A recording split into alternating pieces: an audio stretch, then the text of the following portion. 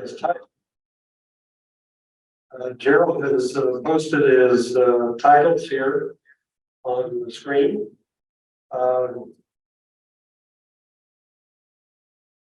Walking on a name, but Carl Kreider had a chair endowed in his name by, help me out, the businessman from Milford.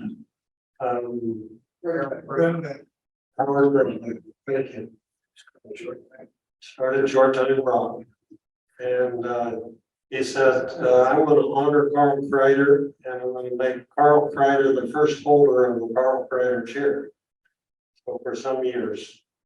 Following that, Del Good was allowed to hold that title. And then when I retired, a former student of mine agreed to give up a tenured position in California and come join Goshen College. And we've been blessed by his service on faculty.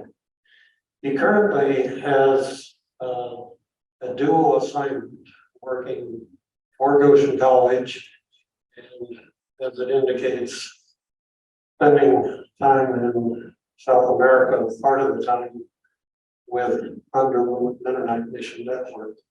COVID changed some of the scheduling, but he's continued to serve both parts.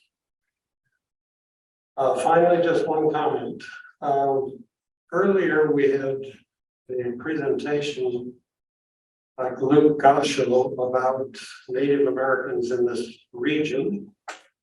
And I knew that Gerald had first offered a 3-week, part of what we would call SST alternative. It's courses that meet our international studies requirements.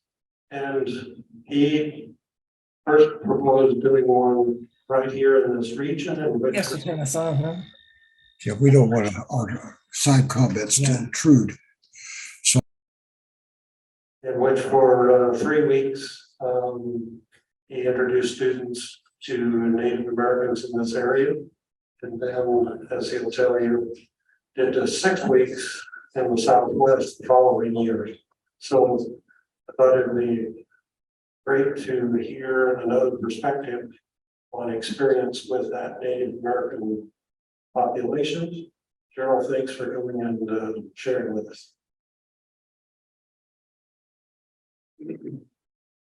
Thank you, Dylan. Thank you for retiring in 2007, so I could have a job here while I'm on Goshen College. Yeah, I remember it was Thanksgiving, actually the night before Thanksgiving, back in 2006, that I got an email from Dylan. And he asked if I would consider moving my family from Northern California to Northern Indiana. And I showed my wife the email and she said, okay, we're going to Indiana. So here we are. So let me tell you about a class that is very unique and some of the backgrounds to that class. If I can get this all going here. I've got, sorry, I have a message from Zoom telling me about something. Now it's going to work. So many of you know the work that Jane and I do with our 4 children in Ecuador. We've had opportunities to present here several years ago about that work. And this is like the before picture. This is when our kids were young. And over the years, our kids have gotten older. And this is the most recent photo that we have of the team. Although our 3 oldest, our daughters, have all gone now. They're in college or beyond college. And so now it's just children and my wife, Jane, and I. And in a typical year, we do something like this. We go to Ecuador from January to June. And then I have my work here at Goshen College the rest of the year. Now, obviously with COVID, everything got changed and we haven't been to Ecuador since, well, it's been about 2.5 years now. We're hoping to go back in January of this year. Well, I remember very well Friday the 13th of 2020. We had just finished an incredible visit to the Ecuadorian rainforest, the community of Savalo. We actually had a group of people from the US and from Colombia with us. And when we came out, everything changed. I think I had an opportunity to make a presentation to you all when you all were doing Zoom back in late 2020. And so I want to pick it up now from there. So my wife, Jane, and I'm getting a strange feedback on this machine here. Let me turn my volume down. There, I'm hearing myself now. So we couldn't return to Ecuador. And so we decided that it was time for us to finally study. Here you have an economics professor and a woman with a master's degree in social work serving as missionaries. Probably a good time after actually doing this for 6 years to try to learn a little bit more about linguistics. So we took courses from the Canadian Institute of Linguistics using curriculum from the Summer Institute of Linguistics or Wycliffe Bible translators. But I won't tell you about that today because what's more relevant for the topic is our background in Indigenous theology and Indigenous worldviews. Let me keep going. There we go. Okay, theology. So we took courses with an organization called the North American Institute of Indigenous Theological Studies. And I'm going to focus today on, especially on that first course that we took, Theology 1, with a professor who was incredibly helpful. We got to read a lot of really neat books. These are books written by Christians who are Native American and who are trying to reconcile the differences in the worldviews and how you can be Christian from a Native American perspective. And this really hit home with us because for our 6 years we've had so far in the Ecuadorian rainforest, we have been trying to walk alongside Kofan speaking people and helping them discern what does it mean to follow Christ in a Kofan cultural context, which is so different than my own. Well, our favorite professor during our sabbatical semester was Damien Costello. And he wrote a book about a Christian named Black Elk, who was a Lakota leader, and then eventually a pastor who passed away quite a while ago. And Damien taught us a tremendous amount about worldviews and contrasting the worldviews of the hunter-gatherers, like this Kofan girl pictured to the right. And there's my tomato. Now, I like to think of myself as an urban dweller. I'm an urban person. I'm educated. I'm professional, right? But according to Damien, we're all agriculturalists. We're not that far from the land, maybe only a generation or two, but the way we think is very much the way an agriculturalist would think. So I'm going to spend some time actually showing you what Damien taught us. And this was background then for the class that we taught to Goshen College students in May of 2021. And in fact, Damien was one of our Zoom lecturers that came to that class. So here's what we learned. So agriculturalists, that would be all of us here. I doubt that anyone here really relates to the Indigenous worldview, right? I imagine. Okay, so this is what we do. We're relatively sedentary, but we do migrate. And so we talk about, the westward expansion, or what people are now calling, the doctrine of discovery. And so our peoples do move, but then when we get to a place, we just take over and we stay there, and we grow by expanding, right? Expanding our populations, expanding our land base, getting access to more natural resources. Hunter-gatherers wander, right, in a nomadic way, often a seasonal migration. But they are radically local in the sense that they are very connected to place. They know the plants to consume in that place. They know how to construct housing. They know animals to hunt. They know where the water is. And they grow out of necessity with respect for limits, without the access to some of the technologies that makes it possible to try to exceed our limits. Agriculturalists, just by definition, change the environment. We tear out the plants that were there before and replace them with something else. We've been incredibly effective here in Indiana, removing 90% of our forest and replacing it with pagoda, with soybeans, with roads, with churches, with houses, with colleges, with good things, right? But we change our environment, and for our food, we depend on just a couple different species. Think about the species of animals that we eat. We eat chicken, and we eat pork, and we eat beef, and then occasionally fish, and that's pretty much what we eat. Very different than a hunter-gatherer who depends on whatever they can hunt, whatever they can fish, whatever they can find. Depends on the fruits and the nuts and the roots and the leaves that are in season, and knows how to make the best use of that. In an agriculturalist society, we have tremendous population growth. We have very organized societies, right? There's very stratified, right? From the people in power to the people that work and everyone in between. Not that people in power don't work, but you know what I mean, to the people that do the physical work, right? And in indigenous society, the communities are small, often clan-based, you know, extended family-based. And the populations actually tend to be kind of stable. They don't have the instability that large populations in agricultural areas have. And then finally, probably most important on this slide here, is that we pride ourselves in being savers. Okay, I teach my students how to start saving for their Roth IRA right now, you know, and show them that compound interest over the next 40 or 50 years, like that's going to set them up really nicely for retirement. And I know that my grandmother prided herself in the canning that she did every summer. Whenever people were off on vacation having fun, she was, you know, canning peaches and cherries, and then she was able to hold all those things through until the winter. And you absolutely have to in a cold climate. You have to be a saver. You have to save firewood or whatever it might be. The hunter-gatherers are givers for a different reason. So if you were fishing in the Kofan village of Sabala, these pictures were taken in Ecuador, and you catch fish like that and you get a lot of fish, you might as well give them away. Like you can't save fish. You can't save the leg of this watusa, right? And so these are gifts that Kofan people gave us while we were in Ecuador. People knock on our door and hand us some meat.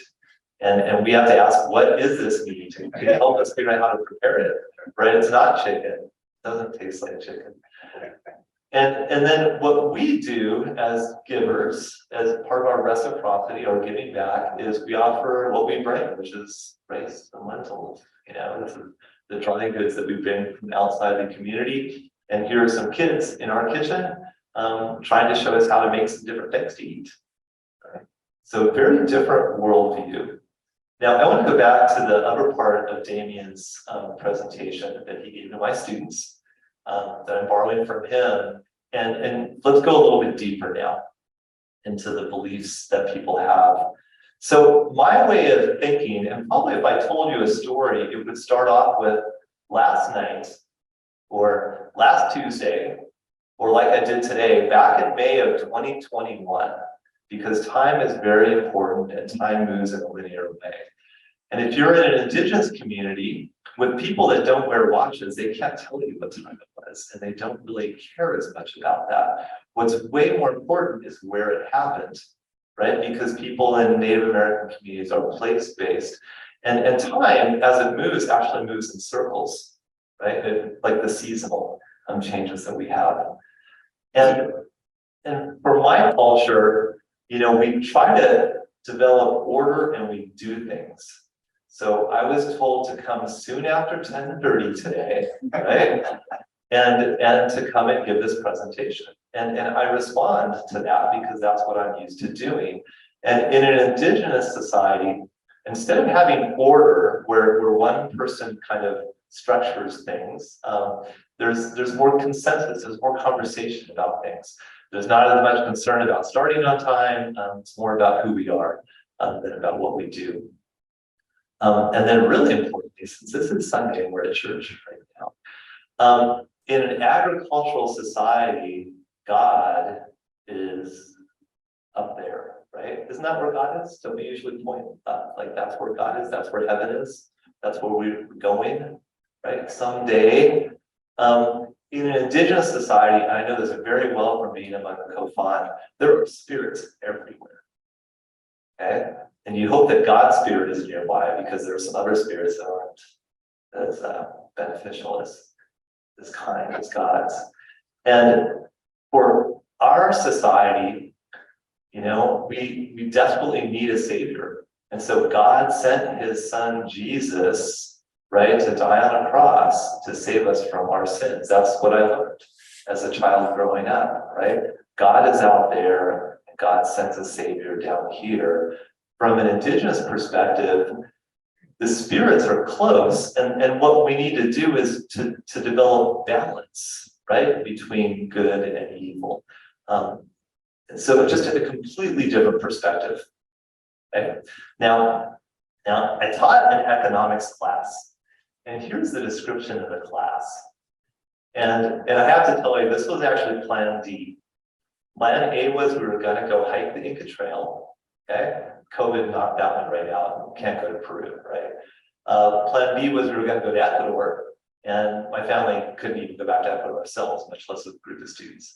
Plan C was we were going to go to Arizona, which I actually had a chance to do this last summer with a group of students, but they were not ready for us back in May of 21, again, due to the pandemic. So we developed this idea. Let's just learn about indigenous people in our own backyard. And that wasn't even as possible as I thought it was going to be either. First off, we were not able to actually visit the Pokagon band of Potawatomi up in Dowagiac because they didn't want us, you know, again, because of COVID. And so what we did instead was we did the presentation with Zoom, and we had a couple in-person presentations. You may know some of these characters, like Aaron Slotsky Kingsley, Rich Meyer. I should have Luke Goshaw's name up here as well. Has a photo of him later on. But then if we did arrange to meet some of our indigenous teachers on public land, that of course was indigenous land, right? Back before the settlers arrived here about 150 or 200 years ago. Okay, so here we go. Now I have, like any good course, we have learning objectives. And this class was, as Dell referred to, it was like an SST alternative class, so a study service term, kind of a travel class for students that were ready to learn about other cultures, other contexts, get outside their comfort zones a little bit. So here we are with Billy Warren. I'll say a little bit more about her later on. She's from Kagan Band Potawatomi. This is a photo taken, boy, on a really beautiful day up at Indiana Dunes National Park, which was the newest national park in the United States back in May of 2021. It had been a national lakeshore previous. Now it's a full-fledged national park. Okay, so obviously I'm an economist, and so economics is going to be important here. And the way I try to describe economics here is we're trying to figure out how to take the resources that we have and turn them into what we need, right? And the resources that we have are not just money and buildings and cars and wrenches. You know, those are important resources. Those are physical and financial capital. But what other resources do we have access to? You know, social capital, cultural capital, spiritual capital, if you'll go there with me. And there was a cultural piece of this, obviously, this being an SST alternative course. Half the students taking the class for that reason, and the other half taking it as an upper division business course in economics. And so we wanted to make some connections with indigenous people. And this is Diana Hunter, who is from the Miami tribe, and I'll talk more about her later on. And then objective 3 was making connections and figuring out where we are in the world. You could almost even call this identity. So who are you, Goshen College students? And how are you connected to the world, including the indigenous people that were once here on this land and actually still are here in certain ways, in ways very different than a couple hundred years ago. So Diana lives here in Indiana. Even though her tribe is in Oklahoma. So I'll say about that in a little bit. And this is Ariana Perez-Diner, who is a Goshen College student, now graduated. And I just put this photo here because one of the things that we learned about economics from an Indigenous perspective is the importance of reciprocity. Okay, so people offer something to you and you offer something back to them. And so as all of our speakers like Diane came in and spent time with us, and this is in Chain Lakes State Park, about an hour and a half less from here, she obviously would receive an honorarium as is our practice in SST, but I also wanted students to give something of themselves. And so Ariana had actually painted this painting and had made prints of it. And then went out, and I had a little bit of budget for her to make the prints and then to actually frame it. So she presented that to Diane as a gift in exchange for Diane spending several hours with us at the campground. And then finally, and this is, I don't know, maybe one of the trademarks of me, Jane and I, our family, is we don't like to spend all of our time just sitting. We like to really be adventurous. And so this is on top of the dunes up in the national park. And I think it's called the Dunes Challenge, right? So we all got it wasn't that hard, but it was fun. It was active, and we got to do some hiking and just be outside. And then the other part of the challenge was we camped. And most of the students that were in the class had never camped before. And this is an unusually cold May. And so we woke up some mornings with frost on the ground outside. And so, yeah, that got us outside of our comfort zone, cooking over fire and that type of thing. Okay, so here's my group. And this is day one.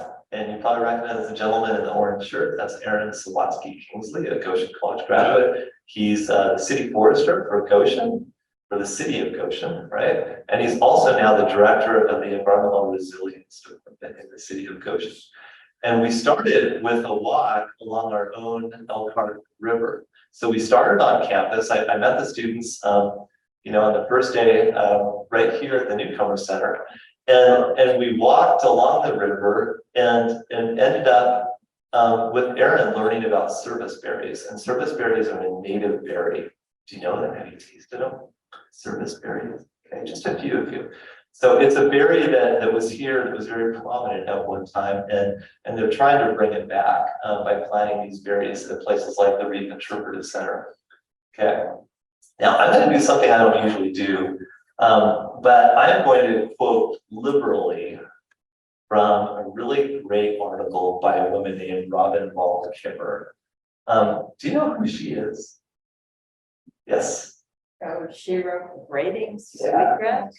Beautiful. Yeah, she wrote an incredible book. A high recommendation for a book called Braiding Sweetgrass by Robin Wall Kimmer. Okay. Now, we didn't read the book. Students had already read it in some of our contexts. I'd already read it before, but we read an article, and that article I had linked in the previous slide. Okay. And I would share these slides with you if you'd like, and you can click on some of these links because there's a couple of resources here as well. So this is from her own website, and it just shows a couple things about her. And I just wanted to point out that not only is she Citizen Band Potawatomi, right, so an Indigenous person, but she also has a PhD in botany. And what's so beautiful about her book is she talks about the botany degree that she got, in school and at Wisconsin, and then the botany degree that she got growing up as an Indigenous person, and just contrasting that, just really beautiful. And currently she works up in upstate New York. So this is, I'm gonna show you a whole bunch of slides here. There must be half a dozen of these with just excerpts from this article that I would highly recommend. And in fact, this article was one that we read together out loud. We were trying to do a little bit more of the oral tradition. And so that first day when we took a hike going down the Elkhart River from here down to the Reef Interpretive Center down by Plymouth Avenue, we would stop and then students would read different sections of the article along the way. Okay. So she talks about the service berry economy, really the gift economy. And what she talks about is just such in contrast to the kind of economy that I'm used to, the kind of economy I learned about in school and that I teach in school, even today, like what I taught on Friday. Okay. So, and this stuff is challenging. And I know you're gonna look at this and say, oh, but we can't do that today, right? This is not realistic. Okay, this would have been fine back when we were relying on berries and back when there were animals to hunt, back when there were woods here, right? But we can't do this anymore. But we were challenged by all of our Indigenous teachers to rethink that and to think about, can we do things a little bit differently that'll lead to more sustainable outcomes and justice and some other things that we should be aspiring to. Okay, so as I talk, I'm assuming you're reading. I don't want to sit here and just read these slides because I tell my students never to do that. Never read your slides. Okay. Okay. So she contrasts because I tell my students that everyone can multitask, right? You're reading that and listening to me at the same time. Not sure how well that works, but pick one if you can. If you don't want to do it. So yeah, this is true. First day of economics class, we talk about the neoclassical economics paradigm and the fact that we have scarcity in this world. We do not have enough labor. We don't have enough capital. We don't have enough natural resources to have absolutely as much as everyone would possibly want. So we need to make tough decisions, right? Because we live in a world of scarcity. And Robin Wall Kimmer is pushing back against that. And she talks about literally picking these service berries, which she didn't plant, right, but which grow in nature, and then deciding what am I going to do with these service berries. And she gives a bowl to Dr. Valerie Lusadis. I don't know how to pronounce her name. I imagine she teaches with her up in SUNY. And here's what she talks about. Okay, and I have I've also been a member of the Society for Ecological Economics. And that's a different way of thinking about things. When I teach it to my students in the collaborative MBA program in the evenings, it's about planet, people, and profit. Like we do need profit, we do need productivity, but we also need to take care of our planet and provide for people's needs. And so there's a different definition of economics, how we organize ourselves to sustain life. And Kimmer then goes back and points out that eco, as in home, right, is the basis of the word economics, just like the basis or the root of the word ecology. But what does it mean to manage our home, to have systems of relationship, right? And then she tells a really challenging story. Actually, she recounts a story from an anthropologist that I'll just retell here. Okay, so you have someone I've never met, the linguist Daniel Everett, right? He's out in the Brazilian rainforest, and I can completely relate to this. And he meets up with a hunter, and she doesn't tell what animal the hunter got, but I'm almost sure I know. It's probably a tapir, a tanta in Spanish. And a tapir, as they would say in Spanish, is about 500 pounds. It's like a small cow. It's a wild animal, right? It's about 200 kilograms. And I have been in Salo before when somebody gets one of these things and they have to quarter it or cut into pieces in the field, wherever the jungle they got it, because you can't carry this thing back, right? It's just way too heavy. And you bring it back and quickly, before the meat spoils, before the flies land and the maggots get into it, you divide it up and you share it, right? And the anthropologist knows that there is technology, primitive technology, but technology that works to actually preserve the meat. You can smoke it. And I've seen this done in the Ecuadorian rainforest. And he asked the hunter, why don't you just store this meat? Why don't you be a good saver, right? Which is a value that we have in our culture. And he says, well, I'm storing the meat in the belly of my brother. Okay. And I find that just incredibly challenging because I also have retirement savings accounts, right? And I try to be disciplined about giving some money to church and to a couple other good causes, 501c3 organizations, and I get a tax write-off from that, right? All that stuff that we do. But what about storing the meat in the belly of my brother? That's hard to do. And so Kimmer goes on and talks about this gift economy, right? And she talks about them, before we had market economies, obviously we've always had trading, we've always had that type of thing, but before we had the kind of modern market economy that we do today, we had gift economies. And in these gift economies, you actually gain status by giving things away. And I understand that. I understand that. And so So it's interesting this last week because there was an announcement that Jeff Bezos, who's maybe feeling a little defensive after getting rich from the pandemic, the founder of Amazon, I think he's now the board chair, when he said in an interview with CNN that I'm going to give away most of my wealth, okay? And that made the news. But what often makes the news is just how rich Jeff Bezos, the founder of Amazon, is, and how rich and wild Elon Musk is, right? And then Mark Zuckerberg, so Elon Musk, right, Tesla and all that, Mark Zuckerberg, Facebook, like we really admire these people for how wealthy we are, and we're fascinated. We're, how many billions of dollars do you own? Okay, so wealth in my culture means like, wow, that person was really innovative, worked really hard, and has saved really well. And in contrast, in the indigenous cultures that I've had a chance to get to know, especially the Kofan speaking community of Salalo, people gain status by giving things away. All right, so they have a party. If they had, if they had a really good year, or whatever that might be, farming or anything else, then they give that away, and that makes them happy and it makes people happy with them. And then they trust that if they don't have such a good year, somebody will help to feed their belly as well. And just from my perspective, that's a really important thing to do.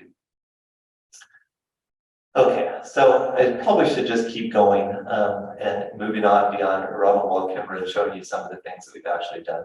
But this idea of reciprocity is something that's really foundational, okay? All right, both have the results, both worldviews, right, of keeping hunger at bay, but with very different consequences for the people and for the land, which provided that sustenance. What would our society be like if we operated in the rest of the world like we do in church, right? Because church is an institution that most reminds me of an indigenous culture, frankly, right? Because you at College Mennonite Church own this land in common. You contribute your tithes and offerings to a budget that's shared, right? And you do good things for the community, right? In a way that involves some reciprocity, that doesn't just involve selfishness or self-interest, right? But speaks to the common good. Okay, so we start meeting indigenous peoples here in this area, and one of them is Diane Hunter. And she's actually come and spoken here at Goshen College to the sustainability club group of students that invited her. And Diane is just incredible. She is a strong woman, and she is showing us how to play lacrosse. So that's a game that the Miami or Miami people played back in the day. And she tells me about how the Miami people, and we think Potawatomi, when we think of Goshen, but actually the Miami people were here as well, especially here in the point south of here, that the Miami people grew corn. And so my image of, well, it was, the Amish, the Mennonites, the settlers who brought corn to this area. Well, the Miami actually grew corn already. And they had a special kind of white corn that they were very well known for. And they would often grind it and sell the corn meal, trade it, right, in the marketplace. And the loss that I refer to here happened when the Miami people were shipped out of here, like literally shipped out of here. Whereas the Pokagon Band Potawatomi were marched out, as probably a story that many of you have heard of. I had never heard this story from Dan before, but they were put onto barges as cargo, not as passengers, but as cargo, like barrels of whiskey or grains, and sent out to Oklahoma. So Diane told us what the Miami have done since that time. And we were really impressed with her license plate, realizing that the Miami people do have sovereignty, right? And she drives around in Indiana with this license plate from, the Miami people. It's called the Miami Tribe of Oklahoma. And she talked about economics and how many businesses the Miami own. I think you often may think of casinos as being kind of a form of business, right, that indigenous people are involved in, but they have all kinds of businesses, including making cabinets and all kinds of things. And we were pretty impressed at how these businesses then were owned by the tribe, employ members of the tribe, and then bring money back to the tribe and kind of build up the tax base of this tribe, because casinos are not a great value proposition. so to speak, in Oklahoma, where you have a couple dozen tribes, right? And then after we listened to Diane teach us, we decided to try to travel the way people used to travel. Because of course, before there were roads here, there were canoes. And chain of lakes, really is a chain of lakes. Check out that map, all those blue places that you can go. And so we didn't have a lot of time, we had several hours, but I gave the students a chance to just go out there and see what is it like to try to move yourself from place to place with a paddle instead of with the gas pedal. We had another speaker, Scott Shoemaker, who at the time was working at the museum, the American Museum down in Indianapolis, but has moved on since then. And he talked about language and cultural recovery among the Miami people. And the recovery of this skill, this is ribbon work. And so it's a traditional art form of the Miami people. And he and his children are actually learning how to do that. But not just that, they're also learning their language. Okay, I found this incredibly inspiring. So I'm showing you a building that is called the Miamia, the name that the Miami call themselves, Center. Anybody have any idea where that may be? It's farther south. So keep going, keep going. There it is, Oxford, Ohio. So as Diane and then Scott told us the story, a chief of the Miami tribe went to Miami University in Oxford, Ohio, and said, "Hey, did you know your university is named after us?" Okay. And the president entertained the guest, the chief, and eventually it led to this. What would it be like if Goshen College had a Potawatomi cultural center on land that did have Potawatomi until they were forced marching out of here, and a place where people could come and learn the Potawatomi language and Potawatomi art forms and offer scholarships to Potawatomi individuals, not just the Pokagon band up in Michigan, excuse me, but also the Citizens Band Potawatomi, which lived out in Oakland. We had another Potawatomi speaker. This is George Godfrey, and he came and talked about the forced removal that I alluded to already, how his people have kept their culture. And notice the clothes that he's wearing. He made those clothes himself. They may not look like traditional Indian, quote, clothes to you. They're kind of a mix of Native American and Western, but this is a replica of clothes that were worn by a Potawatomi chief and then painted, right? About 150 years ago. And so he is, so he dresses in that way, at least when he comes to speak. We met another woman from the Potawatomi people. She's from the Pokagon band, Billy Warren, and she talked to us explicitly about economics and showed us some of the goods that would have been traded by her people back in the day. And then really challenged us with other ideas about economics.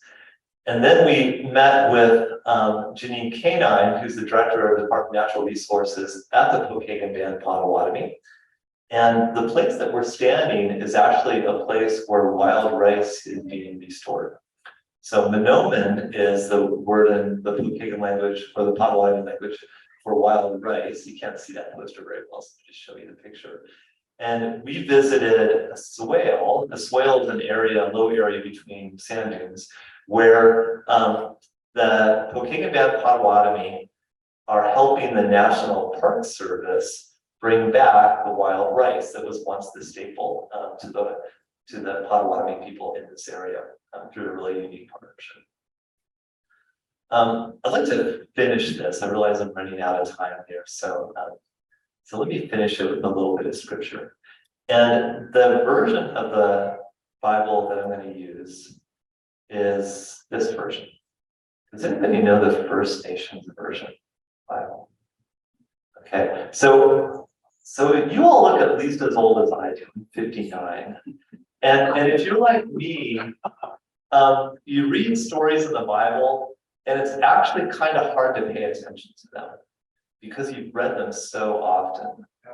right? You've heard these stories before, they've been preached on, you've done the Bible studies. It's kind of hard to focus. So one way to focus on the scripture in a new way is to get yourself a copy of this Bible, the First Nations version. So far, it's only the New Testament. All right. And it does some really interesting things. First off, it's obviously in English, because that's the language that unifies First Nations people today, right? The language of the conquerors. But it takes familiar terms like Bethlehem, and it doesn't refer to Bethlehem as Bethlehem. It refers to it at what the word Bethlehem means in Hebrew, which is house of bread. And when you realize that Jesus was raised in Seed Planter Village, isn't that kind of neat? Like where the seeds of the gospel were planted, right? And that he was killed in the village of peace, right? Isn't that really interesting? And the people, the characters have different names. The apostles being message bearers, Jesus himself being the creator sets free. And then places and things like baptism are referred to using, expressions or names that would be more familiar to indigenous people. It's neat to think of a baptism as offering purification. It's kind of what it is, right? And then especially that last part, the kingdom of God isn't seen as a destination, like a castle up in the sky, right? But it's seen as a path, as the good road.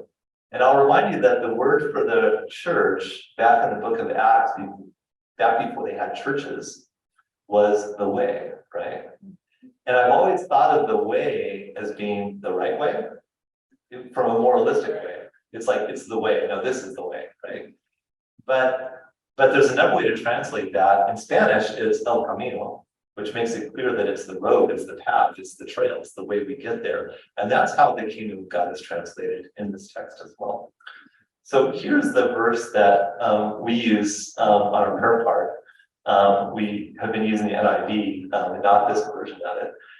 It's kind of funny that Paul's a small man, all right? So then the one you sacredly honor without knowing is the one I will make known to you. The Great Spirit is the one who created the universe and all things in it, okay?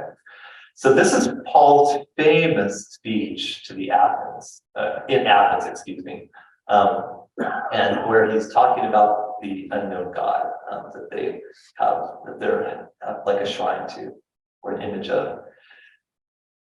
Since the Great Spirit is the rightful ruler of the world above and the earth below, he does not live in lodges built by human hands. The Creator does not really need human beings to do things for him, since he is the one who gives all people life and breath and everything we need. Beginning with the first human being, he made all tribes and nations. He wanted people to live all over the face of the earth. He decided ahead of time when and where each tribe would live. The Great Spirit did this so that all people could live for him and find the trail that leads to him. Creator is not far away from any of us. It's through him that we live, walk, have our being. Right? So I come to you in the Spirit, right? We are walking the trail together. I never thought that coming to Goshen College to teach economics would lead me on a trail to learning about indigenous economies. And as I guess Del already referred to, we're looking at a 6-week trip that we're going to be doing this summer called Southwest Indigenous SST. That's my wife Jane and I. And we're going to be out on the Dene Nation, the Navajo Reservation, as well as the Hopi Nation. And then this just in, as of a few days ago, literally, it's been approved that Jane and I will take a group of Goshen College students in the May term of 2024. This is like long-term planning, right? To the Yucatan Peninsula. And there's a group of Mayans there. The organization is called Kakushtad, who has invited North American Mennonites to come down because their lands are being decimated by our cousins, by the old colony Mennonites, who are doing soybean plantations and using the groundwater and contaminating land with pesticides and herbicides. And so we're gonna go down and do some contrast again of economics of one version of, turning the resources you have into what you need, and then a very different version of that with these two worldviews, and see if we can build a bridge between these two different, very divergent groups. So thank you for your time and attention today. It's been a pleasure.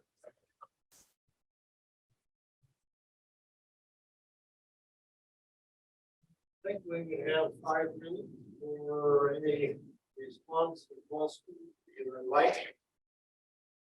Do you have a comment or question? Mentioned this estimating the land of our cousins, where are you talking about exactly? This is Campeche province in the Yucatan Peninsula of Mexico. Yeah. And I am a member with my wife, she especially is, of the Dismantle the Doctrine and Discovery Coalition, right? That Luke is very much involved in. You see the picture here. And yeah, they have reached out to the North American Mennonites to come, or the Mennonites from Canada and the US to come and to kind of, I guess, help mediate between the traditional peoples there, the Mayan speaking peoples, and then the Low German speaking peoples, right? That are not getting along very well.